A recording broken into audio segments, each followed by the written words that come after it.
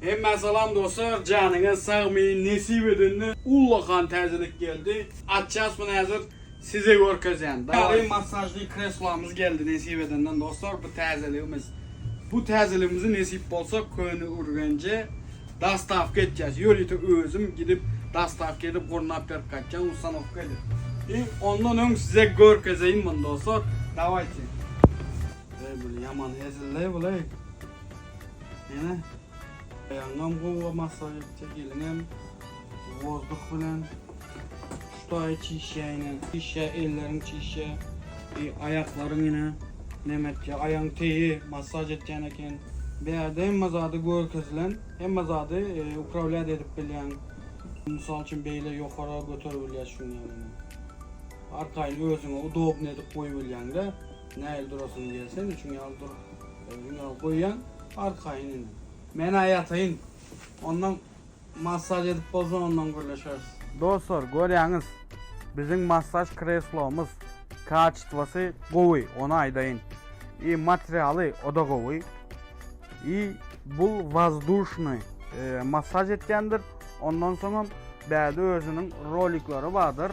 Olar bilen masaj etken dostlar. Şunun yalı masajyorumuz bäde çırasıyan ya dostlar. Bäden bunu ayırıban bilyaniz, takıban bilyaniz. Bu vozduk bilen iki kaptaldan şutayını masaj etkendir dostlar. Ayağımız yine vozduk bilen. Görüyorsunuz iki kaptalında ayağını sokup oturanda gel operatör yakıda yine. Şunyalı iki tarafı vozduk bilen masaj edecek ayağınızı dostlar. Eliniz hem şunyalı vozduk bilen masaj edecek. Değerlerinden yine şu pliço yani pliçonam vozduk bilen masaj edecek.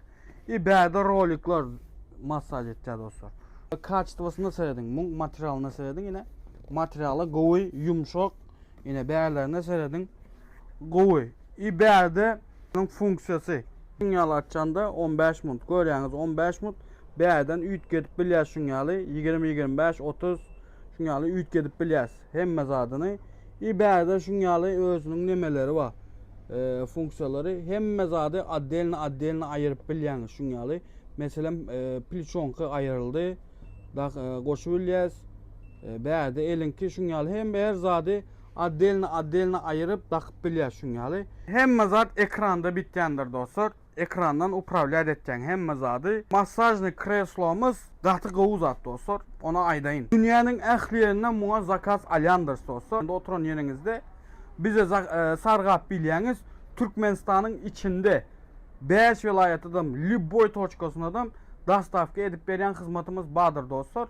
Bu masaj kreslomuza söz yok kачествосына ona cevap berýäs. Bu masajlı kreslomuz satılandır dostlar. Nesip edenden könürgönce dastavka edip ustanovka edip berip gaýtýas dostlar.